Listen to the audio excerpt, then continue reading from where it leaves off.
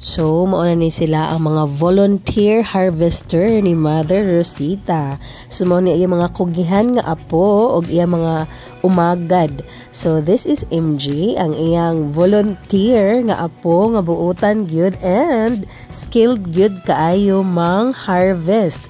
Mananggi ang tawag nila sa Bisaya kaayo, no? And this is ang batang walay kapoy. So, energetic kaayo and super smiley si Sano. So, malipay na lang tang na mga apo nga willing mo volunteer mo, willing mo tabang sa ilang lola sa pag-harvest sa ilang mais. Kay kung 65 to 70 years old ang mubuhat ana, lisod jud kaayo. And this is Kuya Jojo, ang umagad ni Mother Dear, where siya gyud ang ni-initiate nga tabangan sila og harvest. Kay kung sila lang duha ka tigulang ang mag-harvest, ay nako maabtan gyud og siyam-siyam, no?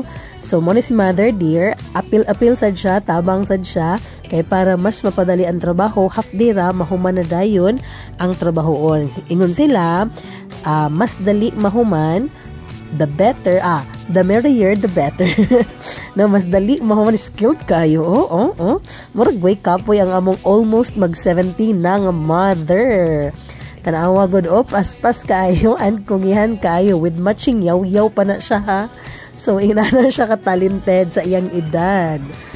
And after sa pagpananggi, so kining kamot nga nagpanit diri, nagpakpak ang tawag nila is mura gini akong nahimo, tigpakpak sa ilang na panit or sa ilang na harvest, tigpanit. So inaani ang gitudlo sa ako, magbutang og talinis nga kahoy, then wala, pwede na jud kaayo. And this is our harvest, o diba? Gwapo kay among harvester, Kuya MJ.